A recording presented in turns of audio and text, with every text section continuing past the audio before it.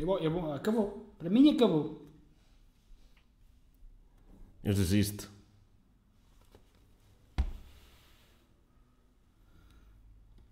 We're recording, we're live. Hello guys, just a second. Speak, please. You can speak. What's up, guys? What is up? On. Wait.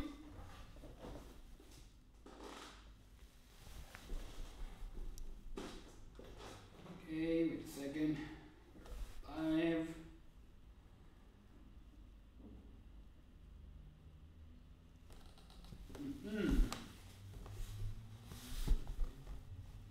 So João, we need your help. Check if anybody joins. So.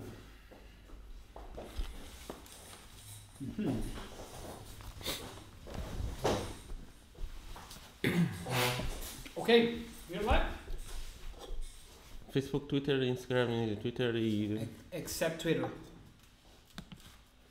Okay, Live on so Twitter now. questions. First of all, What's up, welcome. guys? Welcome to this live stream. I'm Ricardo, I'm Aníbal, by the way. and this stream is about shooting slow motion Yeah. and using that slow motion to improve your overall quality of production. And so today what we're gonna do is maybe we're gonna go through a couple of questions that people have submitted about slow motion and start answering those. And maybe those questions will help out your process. So First of all, say hi to Instagram, yeah, Facebook as well. if you are on Facebook, Or Instagram, jump over our YouTube we channel. are live on YouTube as well. So if you want to join us from there, This is more hop close, on. you know, it's warmer yeah. right here. But anyway, so let's get started. Okay. So first question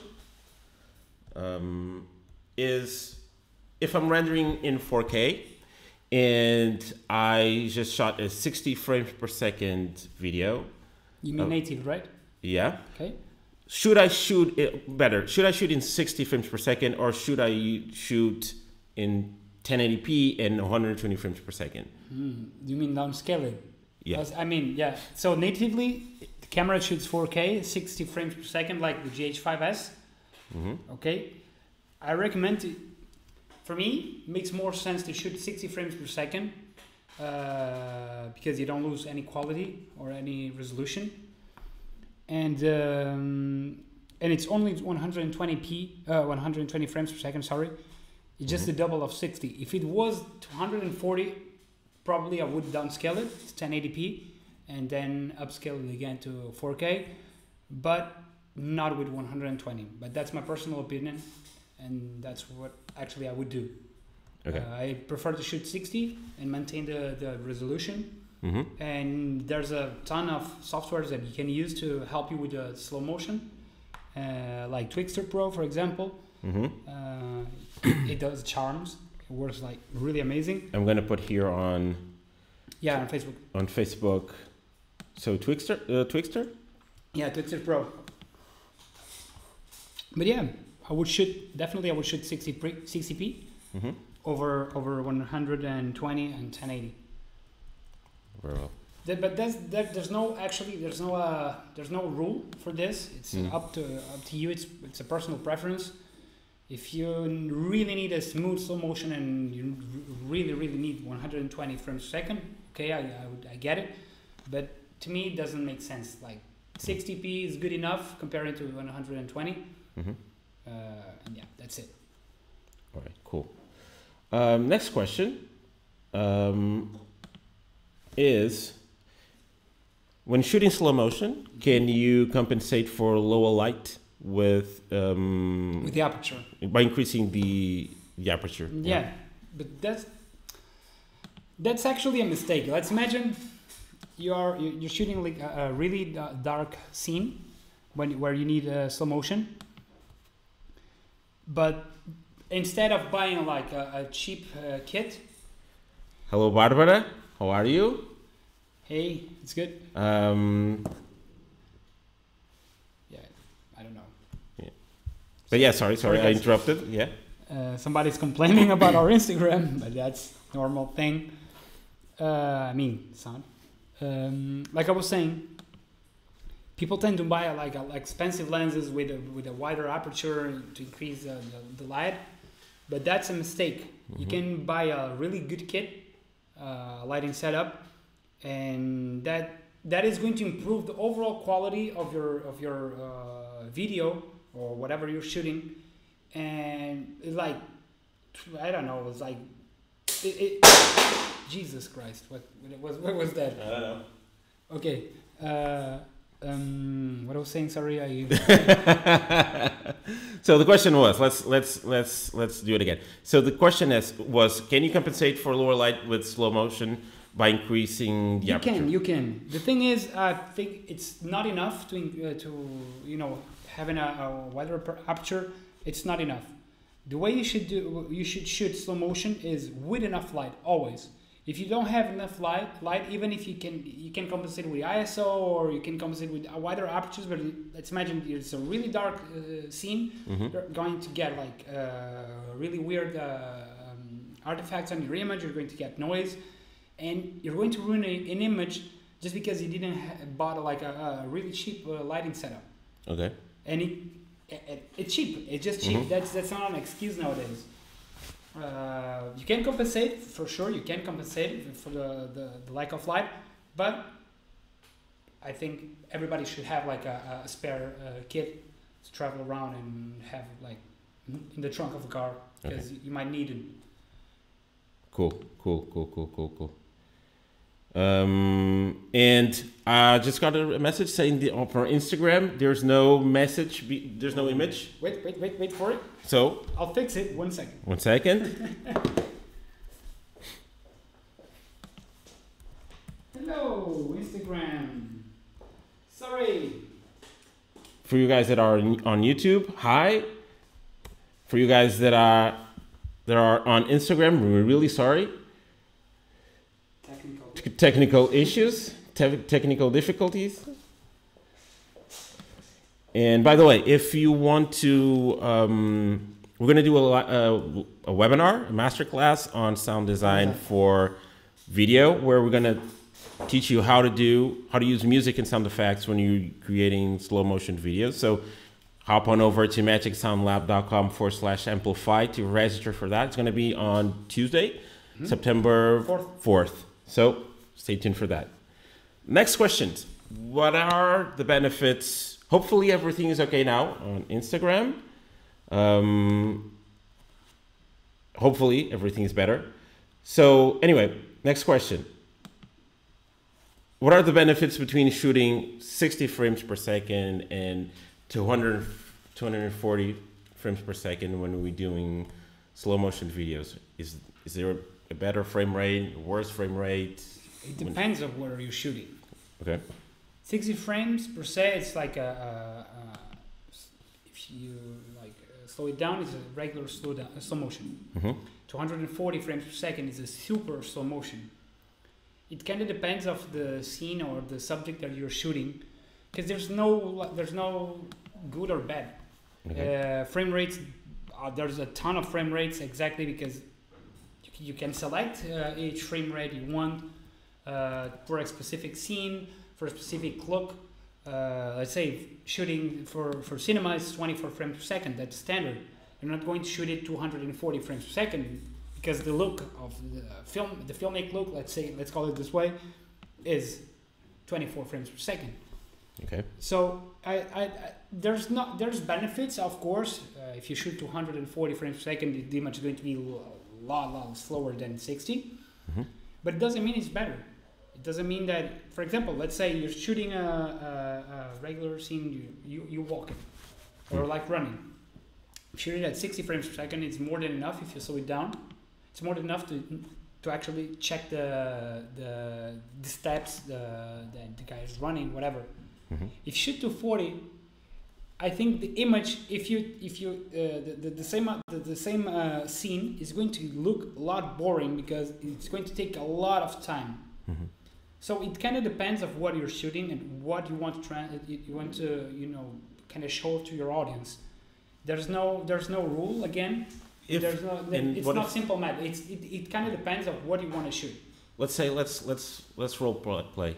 A lot of our audience are travel vloggers, for example.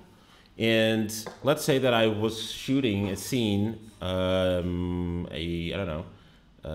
surfing scene. Mm-hmm.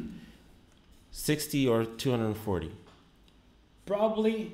Yeah. Not even 60, not even 40, maybe 120. Okay. Would it be what? Because made a point. Okay. Simple maths. All right. Cool. If you need like a quicker ramp up, let's say, or a ramp out, mm-hmm. you can do it. And 240 is kind of too much for me. Mm-hmm. I'd really like to shoot though 240 frames per second for B-roll. Okay. That's one thing that I tend to use a lot, 120 and 240 for B-roll when I'm shooting music videos. Mm-hmm. To kind of freeze the time and, give more emotional side of the subject that I'm shooting. Cool. But yeah. So next question again, Instagram. Hi, how are you? Facebook as well, man. Facebook as well. How are you guys? We're talking about slow motion and how that can improve your overall quality. And we're going to do a live webinar on September 4th about sound design, meaning how to use music and sound effects to improve your video production. Yep. And obviously we're going to talk about how to use music and sound effects on slow motion videos, of course. Now, next question. What are the benefits? Oh, we've covered that, sorry. When it comes to cameras, mm-hmm.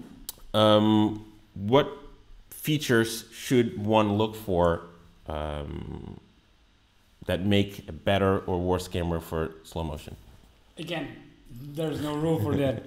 No, but there's obviously of course, things there's a kind of list of specs that you should look. Mm-hmm. For example, nowadays you can buy one of those little cameras point and shoot. They shoot at like a really high frame rates to 140, but the resolution is really bad. It's like 720 or 1080 max. Mm-hmm. You have the Sony right now. The Sony ones are yeah. But overall, but I'm talking about the cheaper ones. Yeah. When I look in a camera, since there's no perfect camera like Magic, sorry, I'm kidding. What you should look when you want to buy a camera for a specific slow motion mm-hmm. is the frame rate and the native resolution of it. I mean, what's the resolution? It outputs the max resolution it can shoot. So let's say, for example, we use the GH5S. The native resolution is 4K mm-hmm. at 60 frames per second. That's the max frame rate. Obviously, it's not 10-bit; it's 8-bit though. But yeah, it's 60 frames per second. It can also shoot 120, but at 1080, and you can shoot to 140 at 1080 as well. But what I look, it's like the top of the max frame rate and which resolution it is. If it's less than 1080p, nowadays everybody's shooting 4K and even more than that, I would not recommend it.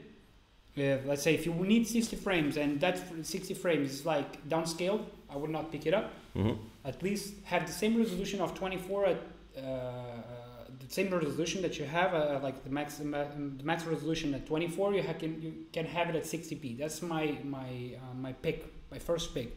If the camera has 120 at the same thing, perfect. Or even if it's a small crop, let's say from 4K to 2K, it's okay. It's good enough. It's not 1080p though. So the amount of upscale that I need to do, it's less than 1080. But if the camera is shooting, let's say 120 frames per second at 720, okay. That's not good enough. At least for video creators, YouTubers, that's not enough. Like 1080p is the minimum, mm-hmm. and that's what everybody's using, and everybody's is migrating to 4K more and more. So I don't think it's like good enough to have 720 at 120. Doesn't compensate. At least get a camera that kind of shoots 1080 or 4K at 60. That's better than shooting 120 at 720. Okay, so maybe. But it's my preference, obviously. So if I'm getting a new camera, maybe at least 60 frames per second, right? At least, yeah. That's the least for. And obviously, a lot of manufacturers they mislead the customer by saying, well, we can record in exactly 60 frames per second or 120 frames per second, but they forget this. They don't. Nobody know.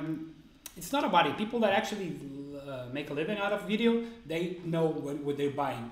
But people that are getting into the video or the media production or even vloggers or YouTubers, whatever, they don't kind of know all the specs at the beginning. Yeah. So it's hard. It's hard to, if you don't have a buddy to help you that's kind of more or less a pro that give you, no, that's not a good camera. If you don't have any advice, it's really hard at the beginning. But yeah, it's a matter of Googling, and there's a lot of forums, and you can ask, and people are. You can ask friendly. Us if you guys. In fact, if you have any questions about the topic that we are discussing right now, make sure you leave us a question on YouTube, Instagram, Facebook, whatever. We will try to help you out. So basically, again, 60 frames per second minimum, because make sure that it's native, the same resolution as you're shooting 24 or 30 frames per second. Less than that, I wouldn't recommend it. Cool. Because the only 60, it's like the start of slow motion. Yeah. So, for example, I shot a lot of things with my Blackmagic Pocket, and I never had 60 frames on it. It's 30 max. I would kill anybody if I could have like 60 frames on that. But yeah, what would I do? Use Twixtor. Like I said before, I should have 30 frames per second max frame rate that I could use, and I kind of tweaked it on Twixtor and kind of create amazing things. On the same topic, you talked about the Blackmagic. Obviously, I know what are your thoughts on the Blackmagic, the new one. There's a new one coming. Yeah, it's coming right now. And how do you rate that camera for slow motion purposes? I mean, it shoots 60 frames 4K natively, raw. Okay. For anyone that doesn't know, what does raw mean in terms of what are the advantages? There's a ton of advantages, but a ton of disadvantages. Yeah. I mean, you need a lot of hard drives. You gotta run out of space like really quickly. Yeah. And we shoot I shoot music videos. I used to shoot music videos with my Blackmagic Pocket, and each music video usually it's 700, 800 gigas. So, and it's only about 30 clips. So it's insane. The amount of data. Insane. It is. It's absolutely insane. What's the benefit? Man, it's insane. The dynamic range. You can manipulate an image from everything. Okay. So I don't know. I'm used to shoot raw, and nowadays I'm shooting with log. For me, it's not even close. It's not the same. But like I used to say, there's no rules in here. There's a lot of preferences. Everybody has their taste, what they actually like, the tools they think they're right for them. So it's a matter of getting things, play with them, kind of play with your toys, the cameras, obviously. And figuring out what you need and what's the best for you. Raw for me makes a lot of sense when you're shooting music videos because you need the best quality possible, or let's say an interview or a short video, a short movie, but for example, not for a vlog. It doesn't make any sense to shoot raw in a vlog or YouTube video. Do you think? But I think YouTube is changing, right? But the thing is, you need to be fast-paced. That YouTube actually, you need a certain pace of creating content. And shooting raw, besides data, it takes you a lot of time because you have to color grade it in a completely different way. It's really another dimension. I think that there's a YouTuber, content creator. That we are really into, which is Unelson. And I believe that in the beginning, I'm not sure now. I think that he was recording in the beginning raw. I'm not 100% sure, so don't quote me on that. But I think he did it for a while. I think. No, I get it. I get it because you get used to. Yeah. And it's like, man, it's like you're having a super car, and then man, I don't have gas to afford it, so I have to kind of downgrade to another codec. It's the same thing. It hurts a little bit, but you have to do it, man. Otherwise, it's insane. The workflow is really insane. Cool. It's not that I don't recommend it. If you have the patience for it, you have the money, to have a lot of hard drives around you, and you like to color, you're like a colorist, or you really like to color grade, perfect. But probably that's the direction, right? Because that's the direction exactly. With Casey Neistat and Peter McKinnon doing, even though Peter shoots in 1080, but they are all focused on quality of image, quality of the overall product. Yeah. Unelson as well, and many others now doing that. Probably we're going to start seeing more creators. Yeah, it's kind of a trend. I think it's going to be a trend. And you were mentioning the new camera, the Blackmagic. Trust me, it's going to change a lot of things in the game. I really count on it. Are you going to should we sell the GH5S? I don't like to sell stuff because I get emotional when I sell my stuff. Not as ours, I mean the company, but okay. I don't know. Maybe you can make a video. We can get a Blackmagic and do a comparison. That would be interesting. That would be interesting, yeah, for sure. Now, again, guys, from Instagram, Facebook, YouTube, hi to everyone. Oh. If you have any questions, make sure that you leave your question below, and we will do our best to answer to those questions. Now, next question. Is it okay to shoot everything at 60 frames per second, then work on a 60 frames per second timeline, but make slow motion at 50% on that timeline? Sorry, I'm not sure I got the question. I think what he means is that he recorded everything at 60 frames per second, okay. And he wants to make the timeline instead of 30 frames per second or 24 frames per second. Let's make it at 60. Make it at 60, and then work similar to what we did on the last video. You mean ramp up or ramp down? Ramp, then yeah. Right. Okay, speed ramp it. That's the term. The term. You can do it, but it depends of what you want. What's the point of shooting 60 or like playing the video at 60 frames per second? For example, Casey Neistat did it, but obviously regretted and started shooting again at 24 or 25. I'm not sure, but yeah, it doesn't make any sense to me. But like I said, everybody has an idea or a purpose. But yeah, you can do it. Of course, you can shoot everything at 60 and you can slow it down. It's not. Would it be easier though? It's the same method.